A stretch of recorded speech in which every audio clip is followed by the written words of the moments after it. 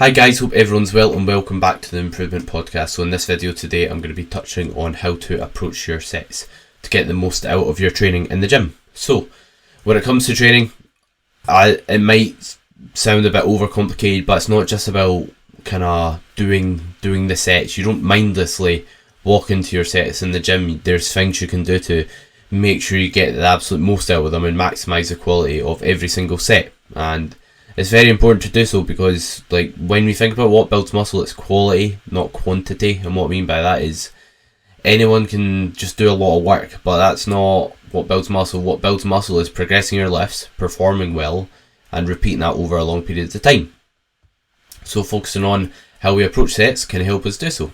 So first of all, the first thing we're going to touch on is making sure you've got a consistent setup. So the way you set up and execute a movement should be in the exact same fashion every single time you step in the gym, pretty much. Obviously, if you need to change it for whatever reason, do so. But basically, unless you've got any reason to do so, you should be executing your exercises the same in terms of how you approach the bar, how you grip the bar, etc. Like, you should have the exact same rituals. If you can improve it, do so, but apart from that, keep it the same. Having rituals means less room for error when it comes to your sets. What I mean by that is if your setup's the exact same every single time, there's less that can go wrong. There's also a psychological benefit to it, and what I mean by this is if you know you approach the bar the exact same, you unracked it the exact same stance, you know you've kind of nailed all your variables, you know you're going to progress, if that makes sense. There's less basically things that can go wrong. The less moving parts we can have in the gym, the more likely we are to progress. And that stands for not only how we approach our sets and our execution, but also outside the gym. Like the less our sleep changes, the less our nutrition changes, and just making sure everything's bang on will mean when we step in the gym, we'll be very likely to progress. And a good example is when I do RDLs, I approach the sets the exact same. I strap up with the left hand first, then the right. I stand under the bar, I unrack it, I step back with the same foot, my left foot first, and I use the exact same rack, exact same wrist straps, exact same footwear at the exact same time, and brace at the exact same moment, etc. Listen to the exact same song, and you might think that's a bit over the top, but if you ask anyone who's kind of got really strong at an exercise, not saying that's me, but I believe they do have some sort of ritual and they don't just mindlessly walk up to the bar and grab it. They have kind of like a routine with it. And you can drill this with your warm-up. See, if you drill your warm-ups, you make your warm-ups the exact same as the working set, treat them with the exact same respect and approach them the same, then you'll most likely have the technique nailed by the time you go into your working set. So your warm-ups are just as important because they can dictate how your working sets go pretty much. And yeah, so when you're doing your warm-ups, what I recommend you do is taper your reps down as you progress the weight and do that the exact same time every time. Again, if something could be better and you could change something for whatever reason, then don't be afraid to do so. But what I mean by that is, like, if your warm-ups work, just repeat them on a weekly basis. What I mean by that is, like, when I'm doing my RDL, we'll go back to that. I'll do the bar for a certain amount of reps, then I'll do 20 aside for 6, then I'll do 90 aside for 3, and then I'll do 120 for 1, 150 for 1, and then when I do my working set with 170-ish kilos, I'll be ready. I'll be primed to kind of perform well. And if your warm-up's the same, then it rules out the chances of your warm-up impacting your performance in a negative manner. For example, if you warm up completely different on a weekly basis, sometimes you might go into that set fatigued, sometimes you might go into that set being able to perform well. So we want to make sure it's the same. And next up is confidence. So this is something super important as well. So when you go into your sets in the gym, you don't just want to think, I'll see how it goes, I might be able to progress it. Go into your sets with self-belief, telling yourself you can progress your sets. And again, see when I'm saying all this, with the confidence aspect, and I don't expect you to maybe get yourself hyped up the same when you're doing a bicep curl, but for these big lifts, if you go in and thinking I might be able to progress today, we'll see how it goes, then you'll probably not be able to progress lifts like a deadlift or a squat very much. So go into your sets with belief, telling yourself that you're going to progress it, telling yourself that you will progress, and you won't basically go, or that you won't leave the set without progression.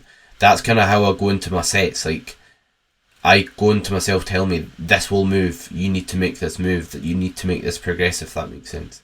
And if you don't go in with that much focus or self-belief, you probably won't be able to progress it that much.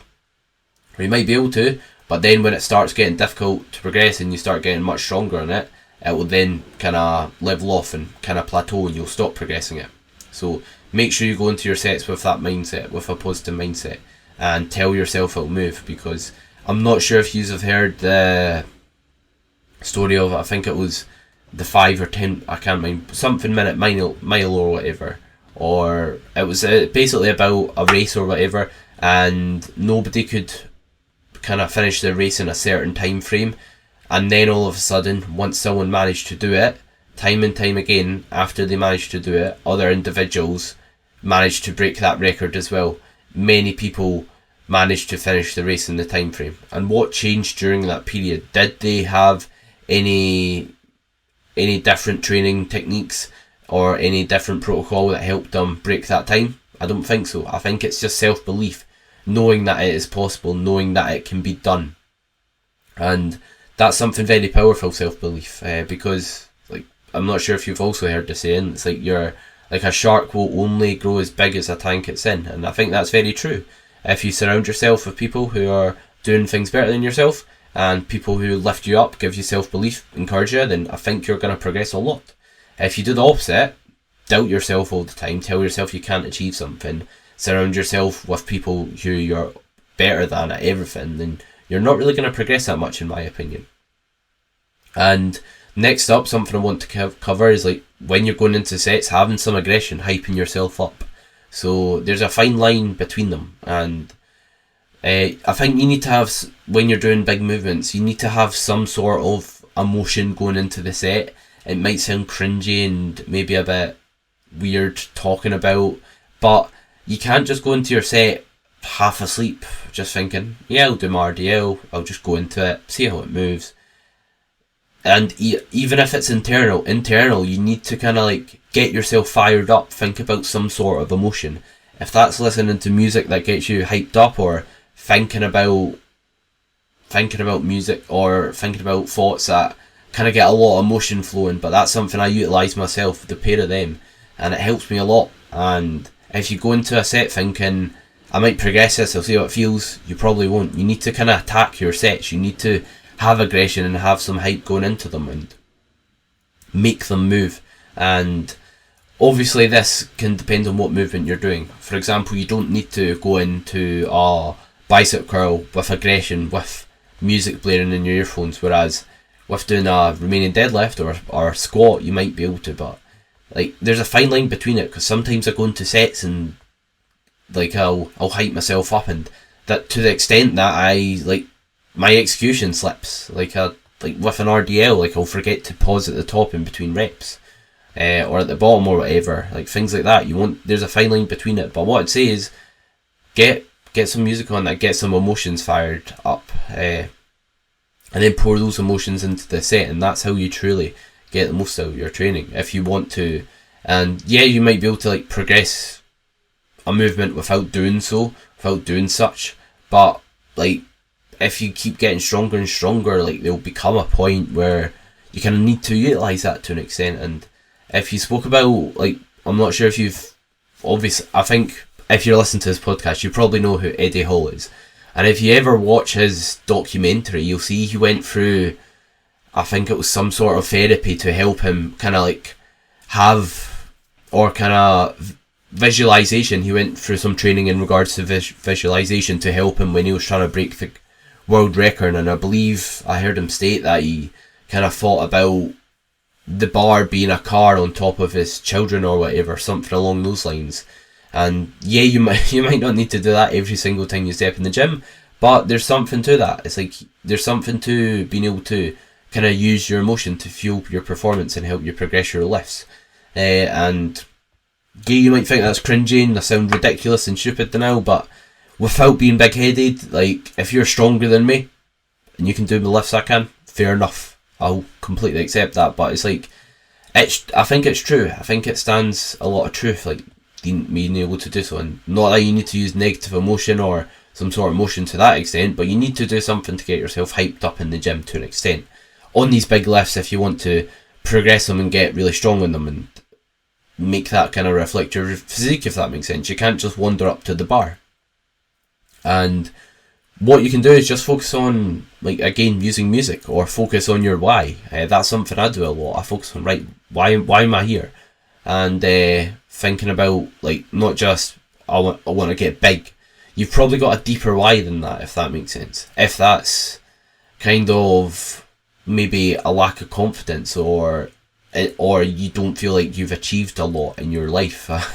It sounds deep and ridiculous, I know, but like, whatever your why is something very powerful. Your why is what basically drives you internally, and think deeply about it. And if you can use that why when you're doing some exercises and when you don't feel like training and your motivation's low, then it can help you carry yourself through the hard times. Because if you've got a why, and you've got a why strong enough, then it will help you stay consistent in the gym and outside the gym through thick and thin when you're not motivated at all and you can't be bothered. Because what I mean by that is, like, if someone's got a really strong why, then that's gonna mean more than, let's say, needing to train when they don't feel like that, because it's super important to them, because they link the daily tasks that they carry out, they link having to train, having to maybe get to sleep at a reasonable time and get like a appropriate diet in them, to their why, to reaching their goals. And if their goals are powerful and important enough, then they will. So yeah, a bit of a shorter episode than usual, but a bit less to cover, but I hope you kind of enjoyed. And just a quick recap, is like, when you're approaching your sets, have rituals and routines with how you approach the bar or whatever movement you're doing, how you grab the bar, unrack, and just make sure you've got a consistent setup. Drill this in your warm-ups and make sure it's the exact same, and go into your sets with confidence and some self-belief, and like, practice positive self-talk. Not that it needs to be out loud, and it can just be in your head. And also give yourself some aggression / hype yourself up a bit in the gym. And I don't mean you need to scream before your set, that's not what I'm saying. All this can be internally, if that makes sense.